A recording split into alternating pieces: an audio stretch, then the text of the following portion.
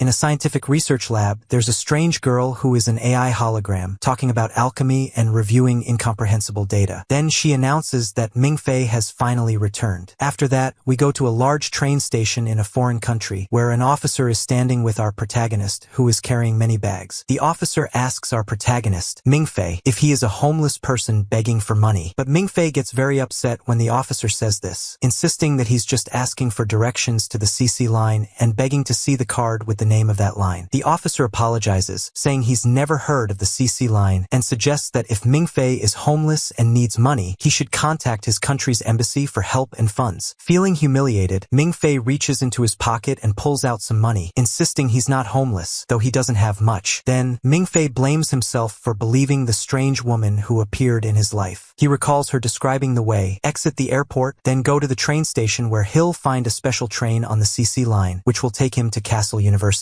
Mingfei doesn't understand what's happening and thinks he's been tricked, but his hunger leads him to a restaurant to buy a hamburger. However, the staff tell him that homeless people aren't allowed in. He yells at them, saying he's not homeless and has money. Then two homeless people call him to join them, but he yells at them too, insisting he's not homeless and has money. Suddenly, a voice behind him says, if you're not homeless and have money, give me some. Mingfei loses his temper completely, bewildered by this strange country. He turns to the beggar, who gives him a lesson in standing his ground, shouting in English that he's broke and doesn't have money to give. The beggar notices Mingfei looks Chinese and speaks to him in Chinese, asking his name. Mingfei pretends to be Japanese, replying in Japanese that he doesn't speak Chinese. The beggar sees through this and says Mingfei doesn't look Japanese. Mingfei then tries speaking Korean and starts swearing. The beggar tells him to stop swearing and dramatically reveals that he's not a beggar but a respectable student named Finger. He adds that he sympathizes with Mingfei because he's a student in a tough situation too. Finger begs in a much more sophisticated way, asking Mingfei for money to buy a drink and offering to help him get where he needs to go. Finger notices Mingfei's CC line train ticket and asks if he's from Castle University. Mingfei gets scared and steps back, asking if there's a problem being from Castle University. Finger looks at him for a moment before dramatically saying he's his senior at the university. Mingfei, tired of Finger's lies, asks why he's lying for a drink, accusing him of having no pride as a beggar. Finger calmly shows his own CC line train ticket. Mingfei's annoyance turns to joy as he finally finds someone to guide him in this strange country. Mingfei eagerly tells Finger his name and country and starts sharing his life story. But Finger takes the little money Mingfei has to buy a drink, a form of bullying in our world. Finger takes Mingfei under his wing, asking him which year he's in. Finger replies with boredom, saying he's in his 8th year, explaining that students usually graduate after 4 or 5 years. He decided to become a legend by giving the college the honor of hosting him, failing 4 years in a row, making him the most famous student at the university. The two sit at the station until late at night, with the station empty except for them. Mingfei asks Finger if he's ridden the CC line train before. Finger replies that he has and that the line is hidden with no set schedule. Finger explains that the school is in the mountains and the only way in or out is by train. Finger, the famous senior, tells Mingfei that if a student's level is high, the professor himself will come to pick them up. If not, they have to wait like everyone else for their turn. Mingfei is surprised that Finger, a student at Castle University for 8 years, has such a low level. Just as Mingfei wants to ask more questions, Finger falls asleep and starts snoring. Mingfei also falls asleep and dreams of a bell ringing, a big moon in the sky, people running from a fire, and jumping off a mountain. He wakes up scared, not finding Finger. He looks out the window and sees a huge moon. He gets up and looks at it, suddenly seeing a small child sitting on the ground. The child tells him that when the bell rings, Mingfei's past will come to haunt him, asking if he's ready to face it. The child adds that the Bronze Mountain's peak will melt, the seas will boil, the essence of the earth will be revealed, and the coming storm will destroy everything. The child asks again if Mingfei is ready to face all this. Mingfei approaches the child, asking if he's hungry or knows his parents' phone number. The child laughs, saying despite the many years that have passed, Mingfei is still kind and hasn't changed. He adds that he still pities Mingfei and then starts to burn. But Mingfei wakes up in terror, realizing it was a dream, and finds Finger shouting at him to grab his bags because the train has arrived. Mingfei wonders if it was a dream when a zombie-like staff member arrives, announcing for passengers of the CC 1000 train to prepare their tickets and belongings. Seeing the staff member, Mingfei thinks he looks like a ghost, and the train must be headed to hell. The staff member knows Finger, saying his rank has dropped to F, surprised as Finger started at A, and instead of improving, he disgracefully and hilariously hilariously declined. Mingfei introduces himself to the staff member, saying his name and that he's a new student. The staff member goes silent for a long time, then runs like a madman with the bell, shouting that the new student Mingfei of S rank has arrived. Finger is also shocked by Mingfei's level, wondering why no one came to greet him. The staff member, finally returning to normal, tells Mingfei that Professor Guderian should have come to greet him personally. They tell him if he enters his card into the device, a special train will come just for him to take him to the university. When Mingfei tries it, the whole station lights up to welcome him. Finger says this is the proper welcome for S-level students. Suddenly, everyone in the station turns into zombies, welcoming Mingfei, who doesn't understand anything. Then a very luxurious and fast train arrives, the CC-1000 train. When Mingfei boards, he's warmly welcomed by Professor Guderian with a big hug, saying he was very worried that Mingfei might refuse to enter Castle University. Mingfei changes his clothes and puts on the university uniform, and the professor begins to tell him the instructions he needs before arriving at the university. Here, the professor kicks Finger out and has Mingfei sign a non-disclosure agreement. The professor starts with the basic information, saying that studying at the university takes 4 or 5 years, and though they are an accredited university, their curriculum is unusual. He says they conduct intensive research on dragons, and adds that dragons are considered mythical creatures worldwide, but at Castle University they research and kill them. The professor also mentions that not many people know dragons are real creatures, and that people study and kill them. He says humanity has been fighting dragons for thousands of years, and dragons have played a significant and hidden role in human history. The professor tells Mingfei that the goal of Castle University is to train new heroes to fight dragons. After this epic introduction, Mingfei zones out, looking at the professor with pity, thinking the professor must be crazy. Mingfei suggests the professor see a psychiatrist because his condition is serious. Suddenly, everything goes dark and Mingfei is startled. The young boy who appeared at the station appears again, telling him that what the professor said is true. Mingfei turns to the boy, surprised that he's traveling with them on the same train, especially since he didn't see him board. The boy says he boarded at the same time. Mingfei asks the boy why he talks like a ghost, but the boy tells him to look out the train window, welcoming him to the land of dragons. There, Mingfei sees a strange mountain that looks like a creature sleeping on it. The boy begins to tell Mingfei about Nidhogg, the first dragon, the Black Emperor dragon, saying it was killed 10,000 years ago on its throne, a mountain once covered in ice and snow, and its killers left its body on the mountain peak. The boy appears sad while telling the story of the dragon's death. Mingfei asks if he's connected to the dragon, but the boy says on the contrary, he believes its death was good. Mingfei opens his eyes and finds himself still on the train with Professor Guderian, who tells him he fainted during the lecture. The professor assumes Mingfei fainted from fear, but Mingfei says he's not afraid of dragons. He's scared because they're taking him to a strange place he knows nothing about. Then someone enters, telling the professor he brought the evidence as ordered. The staff member introduces himself to Mingfei as Toyama, saying it's his first time meeting a genius of S rank in 40 years. Mingfei asks if the other genius is still at the school, but Toyama replies no, as he shot himself in the head. Professor Guderian interrupts, suggesting they talk about the evidence instead. The first piece of evidence is a scale. The professor tells Mingfei to try shooting at the scale, knowing Mingfei has experience with guns from his military service. Mingfei takes the gun and shoots at the scale, which remains unaffected. Mingfei says this isn't evidence, as it could be advanced armor. The professor expected this and presents a second piece of evidence, explaining that killing a dragon is very difficult. Even if killed, its body remains and its spirit will eventually revive it. They show a small dragon in a solution, but Mingfei insists it must be a well-made puppet. Professor Guderian is almost swearing that dragons are real. Mingfei approaches the dragon, which suddenly wakes up and breathes fire, shocking everyone. They claim Mingfei must be the reason. Mingfei stands firmly, looking calmly. Suddenly, the dragon falls back asleep. The professor tells Mingfei it's amazing he could wake the dragon, but Mingfei is silent, staring at the dragon until he collapses in shock. When Mingfei recovers, he asks the professor if he can withdraw from the university. The professor says he can, but they would erase his memory, possibly making him a bit stupid and making it hard to join another university. The professor tells Mingfei the world is much larger than we imagine, opening a door behind him and welcoming Mingfei to the real world, to Castle University. Mingfei arrives at the university, and Professor Guderian tells him that the strongest dragons are sleeping inside Shin, which is why they use the language of that country in their contracts. He also says that Mingfei's mission is to infiltrate Shin and kill the Emperor Dragon. No one is there and the place is quiet. Mingfei asks Professor Guderian why, and suddenly, the professor realizes that there is no one around. He starts ringing the alarm bell and says he forgot what day it is. Then, shooting starts. Mingfei is scared and asks what the hell is happening. Professor Guderian tells him that the university's student union president, Caesar, doesn't like the subjects they teach and rejects them. There are soldiers and gunfire everywhere, and Mingfei is confused. While the professor explains what's happening, he gets shot and collapses. The two sides are fighting relentlessly. Mingfei is terrified by what he sees. Most of the soldiers on both sides die, but the battle continues. Eventually, only 3 remain on each side. The leaders agree to face off in a duel. One says he'll use the dictator while the other will use Murasame, and they fight in the university courtyard. With the gunfire paused, Mingfei runs to get a doctor for Professor Guderian. The leaders start by praising each other's improved skills before fighting with swords. Mingfei watches from a distance. Suddenly, a girl drops down from above, pointing a gun at his head and telling him to get down. She aims at a target behind him, but a student from the other team shoots her first, and she falls. Mingfei starts hallucinating. The young boy in his mind tells him he could kill them all for him. The girl who fired the shot tells Chu Zihong there's no need to fight anymore because they've won. Mingfei grabs the fallen girl's gun and starts shooting, killing everyone. Feeling his strength fade, Mingfei leans against a wall and falls asleep until the school bell rings. He wakes up to find another army approaching and raises his hands in fear, but realizes they are nurses coming to help the students. The nurses complain about having to repeat this silly game. Another person arrives, cursing the students for neglecting their studies and wasting the school's budget. He turns to Mingfei, asking if he's a new student. When Mingfei says yes, the man scolds him for participating in this as a new student, telling him he's old enough to know better and shouldn't be involved in this mess. He yells about the cost of repairs. Suddenly, Professor Guderian, who was supposedly injured, sits beside Mingfei, explaining that the man is Professor Klein, his friend, responsible for the school's budget and discipline, which is why he's so strict. Mingfei realizes he's talking to Professor Guderian, who he thought was dead, and gets scared, thinking he might be a ghost. He starts saying weird things to ward off the spirit. Mingfei tells Professor Klein to use his shiny bald head to reflect light and burn Guderian's evil spirit. Guderian assures Mingfei that he's alive and not a ghost. Mingfei accuses him of lying, pointing to the blood on his chest. Guderian explains that today is Freedom Day and the students were training with live ammunition. It's not a war, but a school-sanctioned event. He shows Mingfei the ammunition, which is a tranquilizer. When it hits someone, it vaporizes and leaves a red mark like blood, so no one gets hurt. Guderian uses himself as an example, shooting himself to prove it's safe. The tranquilizer knocks him out. Mingfei looks at the girl with red hair and sees she's still asleep. The school returns to normal, students walking around as if they weren't just lying on the ground. Professor Klein is annoyed because the students are still making a mess. Klein threatens to cancel Freedom Day because it's costing the school too much. Chu Zihong approaches and recites the school rules. 1. No outsiders allowed. 2. No causing harm to anyone. 3. Students must not touch the alchemy equipment in the ice room. Chu Zihong argues that no rules were broken, so they didn't violate any laws, and Klein can't cancel the day. Klein gets angrier and calls the principal to complain about the students, saying they used the school as a battlefield and the repair costs will be high. The green area was severely damaged. When the principal asks Caesar about the damaged green areas, Caesar confidently says he can make better ones and even add a fountain with his father's money. The principal laughs, saying he's joking and happy they had fun because Freedom Day is a gift for them. He assures them not to worry about the money, as the school will cover the repairs, and hopes to join them next year. The students cheer for the principal, and Mingfei joins in, praising the principal's personality, while Professor Klein stands beside him, annoyed. The principal asks Klein if Mingfei has arrived and registered for his class. Klein asks for his name, and when he learns it's Mingfei, he hands him the phone to speak with the principal. Mingfei tells the principal he just arrived and will definitely register for his class. The principal welcomes him, saying he's impressed that he defeated Caesar on his first day and is excited to see their new S-rank student. Professor Klein advises Mingfei to head to the dormitory, pointing out the other students glaring at him. Scared, Mingfei asks Klein for directions to the dorm. When Mingfei reaches his room, he discovers he has a roommate, Finger. Finger takes Mingfei on a tour around the school, explaining everything about Yanling, which consists of words and movements used by dragons and humans with hybrid blood, allowing them to use different elements and abilities. Mingfei asks Finger about the big tree statue at the university, and Finger tells him that it's a statue of the World Tree, under which lies the Black Dragon Emperor. This tree is the emblem of Castle University. Later, Professor Guderian arrives looking for Mingfei and asks him if he has learned about Yanling. Mingfei responds that he has only learned the basics, so Professor Guderian informs him that he will undergo a test tomorrow. Professor Guderian takes Mingfei back to the dormitory and tells him that tomorrow he will take the 3E test. Mingfei is puzzled by the name and asks what the test is about. Professor Guderian explains that it is a bloodline test and says it should be very easy for someone ranked S like Mingfei. Guderian admits that he couldn't suppress his desire to know Mingfei's bloodline and shows him a music box he borrowed from the ice room. Professor Guderian explains to Mingfei that in the past, the Black Dragon Emperor would roar from his throne, and other dragons would turn and kneel towards the throne regardless of the distance. He continues, saying that technicians in Dagon City learned how to make this box to hear the Dragon Emperor's voice anytime. He adds that the dragon's language is the beginning of Yanling, and the strongest Yanling is the Emperor's Yanling. Despite the explanation, Mingfei doesn't understand a word and questions whether these are even human words. Professor Guderian assures him that this is normal as he just arrived at the university and suggests they conduct a practical experiment. He then plays the Dragon Emperor's sound for Mingfei, who listens intently. After the piece ends, Professor Guderian excitedly asks if Mingfei felt the dragon blood's call. Mingfei disappoints him by yawning and saying the piece made him sleepy. Guderian desperately asks if he felt anything or saw any vision, but Mingfei insists he saw nothing. Professor Guderian suggests that Mingfei's human genes might have overpowered his dragon genes, but Mingfei speculates that he might just be an ordinary human. Guderian, however, insists that the headmaster couldn't have been wrong about Mingfei's classification and rushes to see the headmaster, leaving Mingfei and Finger alone. Finger has an important task to spread the news around the school that Mingfei did not respond to the Black Dragon Emperor's call. After completing his mission, he talks to a clearly distressed Mingfei. Mingfei confides in Finger that this journey feels like a dream to him and expresses his fear of failing the 3E test, as it could lead to them brainwashing him and sending him back home. Finger asks if Mingfei wants to go home, but Mingfei says he wants to stay at the university. Finger then shocks him by asking his opinion on cheating, and Mingfei initially acts righteous, saying he would never cheat. However, when Finger reveals that he has the exam questions, Mingfei abandons his pretense and offers to buy Finger dinner. Next, we see Caesar addressing the students, telling them they have lost their right to the Norton House after their defeat on Freedom Day, and that this will be their last meeting there. The students are upset, claiming the shot that made them lose was a cheat. Caesar tells them that their inability to accept defeat is a sign of weakness. He mentions that the Leonhardt Society is maintaining its silence and that Chu Zihong has accepted his defeat. Suddenly, a red-haired girl named Nono tells Caesar that there is a new announcement on the school website, revealing that the new student ranked S did not respond to the Emperor's Yanling. The news quickly spreads to Chu Zihong, and everyone is puzzled by this development. Professor Guderian runs and calls Professor Klein to meet him at the library, informing him of what happened during the test. In the library, Professor Guderian says that Chu Zihong's bloodline is so pure that no one can look him in the eye, making it impossible that Mingfei's classification is wrong since he shot Chu Zihong. However, Mingfei also showed no response to the Black Dragon Emperor's call, prompting Professor Klein to investigate further. He digs out old documents about someone named the White Sovereign, who had immense power rivaling that of the Black Dragon. He explains that there was a prophecy about purifying the bloodline and freeing them from the Black Dragon Emperor's rule. The Black and White Dragons fought, and the Black Dragon buried the White Dragon and its lineage, a story passed down from the Black Dragon's perspective. Professor Klein suggests that Mingfei's failure to respond to the Black Dragon Emperor's call is something they've never seen before, necessitating a thorough investigation into Mingfei's bloodline. Professor Guderian questions the importance of identifying Mingfei's bloodline and how they will conduct research on a child, emphasizing that the Dragon Clan has dragon blood running through their veins, with no pure humans among them. Guderian wants to protect Mingfei from becoming a research subject. Professor Klein reminds Guderian that Mingfei was brought here to be a warrior, not just a child. He advises Guderian to file a report and promises that if Mingfei is of the White Dragon lineage, he will be a rare specimen. Professor Guderian reluctantly agrees, saying he doesn't want Mingfei to become a research subject. subject. Professor Klein assures him that they will keep the potential white dragon lineage a secret until the exam is over. If Mingfei fails the test, they will report him and ensure that those conducting research on him treat him ethically. In the school, the entire security system is shut down and a data processing operation begins, activating a program called EVA. A mysterious person tells EVA that they want Mingfei to pass the test because there is a great mystery surrounding him that they need time to unravel. The next day, Mingfei is late for the exam and runs to make it on time. When he arrives, he finds Nono standing and takes his seat. He opens the exam paper to find it blank, but remembers Finger told him that the exam paper would be blank and that he should fill it with the vision he sees. The students begin listening to recordings of a dragon, and Mingfei recalls Finger telling him that they use 8 audio files in order over the past 8 years, and of course he had given him hints on what they were. Suddenly, all the students start acting very strangely, and the exam turns into chaos, but there is one girl who remains calmly writing. Outside, a teacher tells someone on the phone to watch for the student who will lose their mind. The teacher tells Nono that she was very calm in her test, and Nono explains that she had experienced spiritual sight before coming here, so she faced no problems. The teacher asks her what she saw in her first sight, and she replies that she saw her mother sleeping in bed when suddenly a shadow approached, stole her soul, and killed her. Returning to the test, Mingfei writes everything Finger told him, but suddenly all the students disappear, and he sees the little boy who always appears to him. The boy asks Mingfei to follow him, and Mingfei sits next to him, asking for his name. The boy says his name is Mingza. The boy says that now Mingfei can see him because he has the ability of spiritual sight. The boy, Mingza, leads Mingfei through strange spaces, and Mingfei asks who Mingza is, but Mingza points to Mingfei's heart and tells him the answer is there. He says that humans are usually stupid, but in Mingfei's case, he is deliberately being dumb. Of course, Mingfei doesn't understand anything and eventually returns to the same place in the school, where he starts crying. Mingfei wakes up to Nono's voice telling him that he fainted during the exam, sleeping for 2 hours of the 3-hour test. She also tells him that he wrote 9 answers, but there were only 8 questions. Despite this, she congratulates him for passing the test, saying his answers were correct even though there were more answers than questions. Finger then gives Mingfei his expert advice on choosing classes and warns him to avoid Professor Lars' class because he is very strict about attendance. However, he also tells him that Professor Lars is currently on a mission outside the school because they found dragon remains and he went to investigate. We then see Professor Lars on a plane over the ocean, with 2 students in the water below searching for the dragon palace. They use their ability, which involves a massive snake, to reach the dragon faster. Suddenly, an earthquake occurs, and they lose contact with the plane. Professor Lars blames himself, saying he repeated the same mistake he made 8 years ago. The connection is restored, and the student, I Ching, reports that he and his partner, Aki, have reached the dragon palace. Professor Lars reports to the director, stating that I Ching has found a bronze dragon palace. The director confirms that it must be the Imperial Bronze Dragon Palace of Norton. Professor Lars insists they must act quickly before they lose the opportunity. He believes from I Ching's report that the palace is not empty and surely contains something. The director orders the operation to begin and states that if they can't capture what's inside alive, they must eliminate it. Lars asks the director for permission to use the key. Lars approaches a woman with a small child and informs her that the director has permitted them to use the key. The woman tells him to safeguard the key as they currently have no other key except for this child, who carries the pure blood of a dragon. She mentions that even Chu Zihong doesn't have as pure blood as this child. Lars takes the child and advises the woman to spend more time with her daughter. We learn that this woman is Nono's adoptive mother. Lars prepares to dive into the sea with the key, explaining to his assistant that this is the Bronze Dragon Palace, a first-generation dragon and one of the 4 rulers, directly descended from the Black Dragon and known in their records as Norton. He explains that humans once regarded dragons as either gods or demons, while dragons saw humans as mere insects or slaves. For the first time in history, there's a chance for the 2 races to communicate, which would be the most important conversation of the millennium. Lars dives into the water, joins I Ching and Akane, and tells them they have exactly 2 hours to complete the mission. He provides them with new hoses to replace the ones cut by the earthquake. Lars asks them to support him while he performs his Yianling. Suddenly, a gate appears, and I Ching notes that it is cursed by the fire eaters. Lars explains that they drench their bodies in oil, chew fire, and burn to death, but their bodies do not turn to ash, and their souls remain to protect the place, casting a terrible curse on any intruders. With the key, they bring out the child. The child extends his finger to touch the gate, bleeding and commanding the guardian to open it. The guardian provides the key, which they insert into its eye, opening the gate gate fully. The child reverts to his normal self and starts crying. Lars switches from professor to caregiver, trying to calm the child. He gives Yixing a chemical bomb, instructing him to use it if they can't capture the being alive and to prioritize their lives and return safely. Lars returns to the ship, monitoring the mission via video. He tells them they don't have much time and their task is to locate the king's bedroom quickly. Norma begins analyzing the palace and searching for the emperor's room, noting that the palace is a labyrinth of bronze tunnels like ant colonies. Lars describes the palace as a massive alchemical machine. Yixing comments that if the palace is this complex, the emperor dragon who built it must have been a skilled machinist. Yixing and Akane find a very tall bronze column, and Yixing asserts that it couldn't have been built by humans. Yixing orders Akane to photograph the column and informs her that he is going to search for his snakes. He warns her not to try to save him if anything happens and to escape immediately, giving her an order as a leader. Lars asks Akane to photograph the column. Akane discovers that the tree around the column has inscriptions in the dragon language, likely written by the emperor dragon himself. Norma joins them, advising Akane to divide the inscriptions into groups and send each group separately. Akane starts photographing but suddenly struggles to breathe and feels dizzy. The team on the plane notices her heart rate increasing, and suddenly the connection with her is lost. They attempt to pull her up using the rope, only to find it cut. We return to Akane, who is about to lose consciousness and fall, but Yixing catches her. Akane assures him she is fine now and asks if he found anything in the emperor's room. He replies that the bone was too heavy to carry, so he blew it up, and they are now taking a bronze sample for analysis. Yixing spots a small statue and says it's a dragon effigy, which they must take for examination. As Akane moves the statue, the palace begins to shift, and a black shadow suddenly attacks her. She urges Yixing to attack, but the shadow, which is Yixing, asks whom he should attack, revealing that Akane was hallucinating. Yixing tells Akane that the statue had been following her for some time. He fires at it, and Akane realizes she was under its control, experiencing hallucinations. She notices her rope was cut without her noticing and blames herself for not being cautious enough, but Yixing admits his mistake in leaving her alone. Akane notices Yixing carrying something on his back and asks about it. He says his snakes found it, and it might be the jar of ashes because it bears the symbol of eternal life. If the dragon is sleeping inside, it means it's still young and they should take it with them. Suddenly, the entire palace begins to move. Yixing says the statue must have triggered this and tells Akane they must escape immediately. They try their best to flee but fail. Yixing states that the palace has awakened and detected them as intruders, hence closing the gate. Back at Castle University, Mingfei wakes up startled by a bell. He is annoyed that someone is ringing it at this hour. Lemingzi appears, explaining it's a morning bell. He takes him to the high bell tower. Lemingzi, scared of heights, speaks cryptically about the difference between the dream world and reality, suggesting that the world Mingfei lives in might be unreal. Lemingzi continues, explaining that the morning bell rings for two reasons: when someone dies or is near death, indicating danger and opportunity. He warns Mingfei to prepare for the impending danger. Lemingzi asks Mingfei if he remembers the online game he used to play and asks which skill he would choose if he could have only one. Mingfei replies he would choose the black sheep wall, a skill that allows the player to see the entire map. Lemingzi says Mingfei can now use this skill and advises him to use it wisely as he will need it soon because if everyone is in a maze, a map is essential. Mingfei wakes up to Finger shouting at him to move quickly as the alarm is ringing. He gets dressed and heads out, learning that all students of rank A or higher are to go to the computer center in the library. Mingfei is clueless as he hasn't read the manual. On the way, they meet Nono, who tells Finger he isn't of rank A and should return to his room. She tells Mingfei he is the only student with an S rank in the entire school. When the students arrive at the library, Mingfei regrets not reading the manual. He looks around and sees the girl from his exam, surprised that she is also of rank A. The professors immediately brief them, stating that two of their colleagues are trapped in an underwater palace. They gather to find a way to rescue them, providing all information about the palace and the dragon. They explain that the only way to save them is to solve the palace's mechanism. They show the inscriptions Akane photographed in the dragon language and say they must decipher them to find the exit. Chu Zihong asks how much time they have, and Guardian says they have exactly 20 minutes. Caesar comments that it usually takes 50 years to translate a single book written in the dragon language, so solving these puzzles now in 20 minutes seems impossible. The professor insists they must try as long as there's a chance, and the school will do everything to save its students. The students log into the system with their cards, and Mingfei mimics them. He notices everyone working quickly, including the new student from his exam, and feels useless. Mingfei recalls Lemingzi telling him to use the black sheep wall spell to access the map, so he decides to try it. Upon entering it into the system, the power suddenly cuts out. It returns to the main screen, and Norma announces that the decryption has been completed from Mingfei's computer. At this moment, Mingfei transforms from a useless student in the back to the one everyone is staring at in amazement. They quickly send the decryption to Yixing, and he and Akane try to escape. Yixing is injured by falling rocks, but Aki helps him to a place without water. Yixing tells the professor to use the key to show them the way. The professor activates the key, revealing the map. The key points directly downward, indicating they should head down and wait for the gate to open. However, the serpent discovers a maze below, and they have only minutes of oxygen left. They need to swim 42 meters down, and the professor is optimistic they can make it with their oxygen supply. Yixing tells the professor he's cutting off communication to conserve energy for the serpents and ends the call. Although they found the path, Aki is still uneasy. The two look at each other, and Yixing asks if she's alright, but she just stares at him silently. She opens her diving mask and tells him they don't have enough oxygen to return. He insists they'll be fine and manage to make it. Aki suggests they stay in place until the water engulfs them, asking him not to say anything since they don't have much time. She tries to confess her feelings for Yixing before they die, but he preempts her, saying he loves her too and won't let her die here. He assures her the exit will open soon, and we see the exit opening, but there's a dragon nearby, indicating they might not make it out. Back on the plane, Professor Lars realizes the dire situation and orders the rescue team to deploy boats and prepare quickly. He explains that the exit is underwater, and although they can swim out with their oxygen supply, they'll be too far from the surface to survive. They'll escape the palace but die as Aki predicted. Back at the university, it's been 10 minutes since they lost contact with the plane, and everyone is worried. One of Lu Mingfei's friends calls him, and Lu explains that two acquaintances are in an accident, and he doesn't know if they're okay. His friend advises him to pray and explains that the universe is full of energy and emotions, and Lu's feelings, though small, might make a difference. This comforts Lu slightly. Meanwhile, the rescue team searches for 14 minutes but finds no trace of Aki or Yixing. They're about to withdraw when one boat reports a sighting. They find Aki, who surfaces and hands over the bronze urn, warning them to leave quickly as there's a creature nearby. Suddenly, Aki is pulled under, and her blood stains the water. Lars breaks down, crying over Yixing and Aki, blaming himself for failing to protect them and asking for their forgiveness. He looks up to see the dragon approaching the plane at high speed. They prepare to attack with chemical weapons. Lars, shocked by the dragon's presence despite their thorough reconnaissance, takes a chemical rifle and fires, but the dragon is unfazed. The dragon eats the plane searching for Yixing and Aki, and Lars's assistant fears they'll be next, calling it a monster. Lars insists it's an intelligent being. They have chemical bombs on the plane and plan to lure the dragon to them and detonate. When the dragon swallows the bombs, the signal is lost, but they regain control and detonate. Thinking they've killed the dragon, Lars's assistant expresses sorrow for losing Aki and Yixing. Suddenly, the dragon attacks and kills her, revealing it survived the explosion. The dragon circles them rapidly. They realize there's still a bomb inside the dragon and suggest detonating it to buy time to escape. Lars orders the pilot to head straight towards a dam, but the pilot warns of a collision. Lars insists, and they head for the dam with the dragon in pursuit. They use the key to open the dam gate and pass through, followed closely by the dragon. Lars orders the bomb detonation inside the dragon and quickly closes the gate. The explosion kills the dragon, but a Fong fragment lodges in Lars's chest, sealing his fate. Back at the school, the principal announces the mission's success, securing an important dragon artifact, and thanks Lu Mingfei for solving the palace riddle. As students leave, Zhu Jiang offers Lu the presidency of Leonhardt after him. Lu, feeling overwhelmed, declines, thinking the role is too big for him. Zhu Jiang assures Lu of his strength and respect, whether as a friend or foe, hinting that Caesar might make the same offer. The bell tolls, signaling a warrior's death, and the students stand in solemn respect for the fallen. The principal visits Lars, who is dying from the dragon venom in his chest, not just the Fong wound. He gives his final report, stating the dragon they killed was an important assistant to the Dragon Emperor. They retrieved the bronze urn but are unsure of its contents. The principal reveals it contains either a cocoon, dragon bones, or an egg. Lars advises the principal not to tell students he and his colleagues died, but that they went on other missions. He suggests Nono choose another mentor and finally passes away, joining his students. Mingfei receives an email from Nono inviting him to a party at the Amber Building and telling him that Caesar also wants to meet and talk with him. Finger tells Mingfei that Caesar also wants to recruit him to the student council and that he can consider this a direct invitation from Caesar. He says that being an S rank has earned him special treatment. Mingfei asks Finger what he knows about Caesar, so Finger tells him everything about Caesar's background. He explains that Caesar's family is one of the most famous dragon-slaying families in the West, and they have many businesses and are very wealthy. He says that Caesar will be the head of the family in the future and will be the Emperor of Shadows in the Western world. Mingfei responds that Caesar seems like an important man, but Finger continues, saying that every student in the school knows the first sentence Caesar said when he first came to the school: "Come fight me if you're ready to lose." Mingfei changes his mind and says Caesar seems like a thug, and Finger wholeheartedly agrees. Mingfei falls into meaningful silence, so Finger asks him what's wrong. He replies that he's thinking about what he first said when he came to the school. He recalls how he was amazed by the grand and ancient university buildings, and with the wind blowing his hair, he said, "The cafeteria food must be delicious." Mingfei says he will decline the invitation and not go, but Finger insists he should, especially since there will be an open buffet. However, Mingfei says he doesn't have a suit to wear, but Finger suggests he borrow one from the university theater. Despite this, Mingfei still isn't very enthusiastic about going. At night,